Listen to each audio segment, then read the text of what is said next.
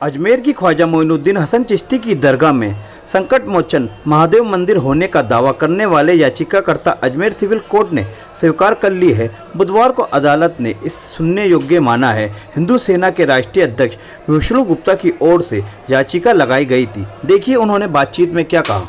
मुख्य मांग एक रखी है कि अजमेर जो दरगाह है वो संकट मोचन महादेव मंदिर उसे घोषित किया जाए, नंबर 1। नंबर 2, अजमेर दरगाह का किसी प्रकार का रजिस्ट्रेशन सरकार में है तो उस रजिस्ट्रेशन को तत्काल रद्द करना चाहिए। नंबर 3, ASI के माध्यम से इसका सर्वे होना चाहिए। नंबर 4, हमें वहाँ पूजा पाठ करने का अधिकार मिलना चाहिए। जैसे और भी विवाद मामले हुए उनमें 1991 का जो तथ्य है ऐसा वो ये बात उठी थी, माननीय जज साहब ने भी ये बात पूछी है तो हमने उस बात में भी साफ किया। हमारे वकीलों ने भी बोला है 1991 वर्षिप एक्ट जो है वो यहाँ लागू नहीं होता। हमने बताया ज्ञानवापी में भी दूसरे पक्षों ने इस बात को उठाया, वहाँ की जिला अदालत ने वहाँ सर्वे का आदेश दिया और सर्वे हुआ। वो हाई कोर्ट गए, सुप्रीम कोर्ट गए, कहीं से भी रिलीफ नहीं मिला क्योंकि वर्षिप एक्ट में जो 4 और 3 है, ये 3 नंबर पैरे में ये वार्ड जा रहा है तो हम उससे बाहर हैं और एकदम कानून सम्मत काम। ज्ञानवापी में भी कानून सम्मत हुआ, मथुरा वाले भी कानून सम्मत हुआ है, यहाँ पे भी कानून के अनुसार ही काम होगा और हमने शांति प्रक्रिया बनी रहे। आपने बोला उर्स का मेला है तो हम भी चाहते ठीक है उसके बाद जो वादी पक्ष है उसके बाद डेट मिल जाए, कोई बात नहीं। हमें न्याय इतने 800 सालों का मामला है, हमें 10-15 दिन और रुकने में कोई आपत्ति नहीं। ऐसा है 5-6 तारीख उसमें पड़ गई है। हमने सितंबर में याचिका लगाई थी, कहीं से कुछ दिक्कत परेशानी आई कि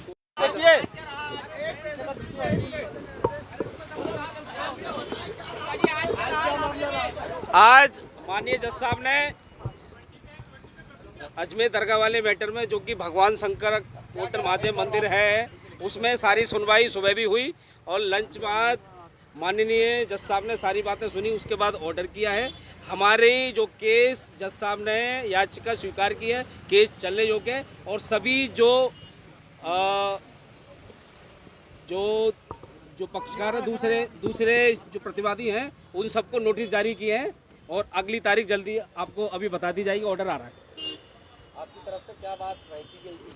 हमारी तरफ से हमने साफ बात रखी थी कि जो अजमेर दरगाह है वो भगवान शंकर का महादेव का मंदिर है, संकट मोचन महादेव मंदिर है और उसके सभी साक्ष्य हमने माननीय कोर्ट को रखे और कोर्ट ने हमारी बात बड़ी गंभीरता से सुनी।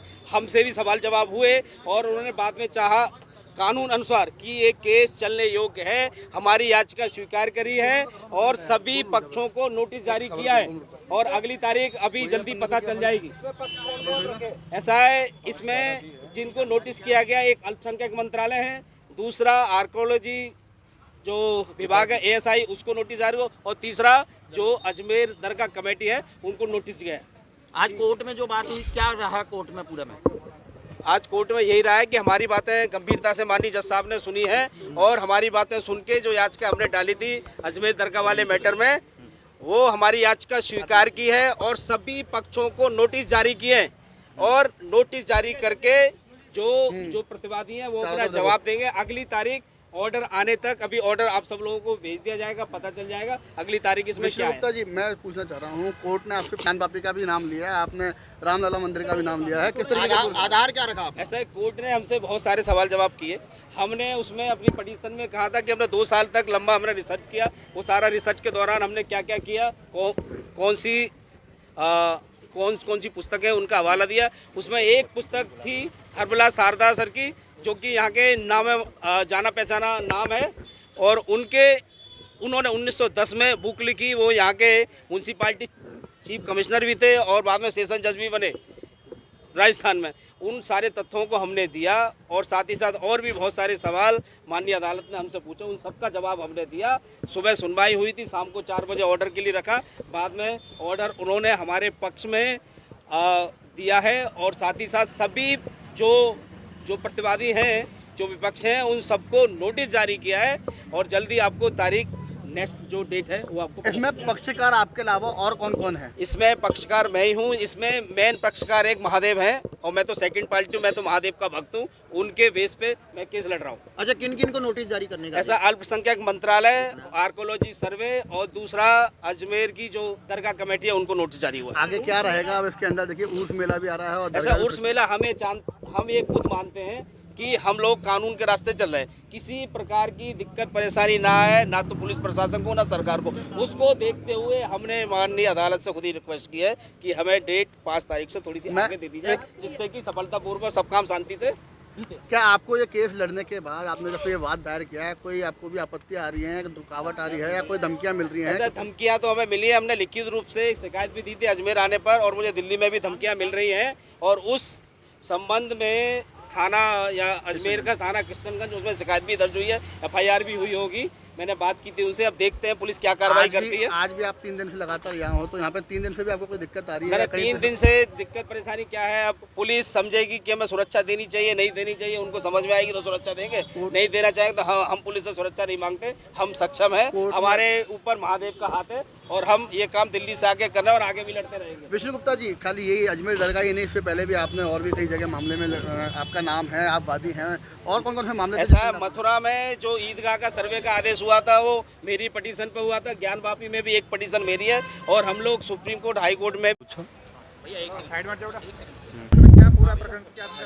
कोर्ट में एक वादी विष्णु गुप्ता के द्वारा एक वाद दायर किया गया था सितंबर 2024 में, जिसके दौरान आज सुनवाई की गई थी। कल भी सुनवाई थी इसकी, उसमें कुछ कमी पूर्ति थी जिसको आज पूर्ण किया गया था, और आज उसमें सुनवाई की गई थी कोर्ट के द्वारा। और वो सुनवाई को हमारे द्वारा जो भी दलीलें रखी गई थी वो सुनी गई थी, और उस पर कोर्ट ने मामला दर्ज किया है, वाद दायर किया है, उसको दर्ज रजिस्टर किया गया है। और प्रतिवादी जो 3 हैं इसके अंदर, उन तीनों को सम्मन नोटिस भेजे हैं। वाद स्वीकार हो गया? वाद स्वीकार हो गया, और अगली तारीख 20/12/2024 है। अच्छा, उस कौन कौन है पक्षकार इसमें? इसमें एक दरगाह कमेटी है, एक अल्पसंख्यक में विभाग है, एक पुरातत्व विभाग है। 3 प्रतिवादी हैं इसमें। अच्छा, क्या दलील दी है आप लोगों ने?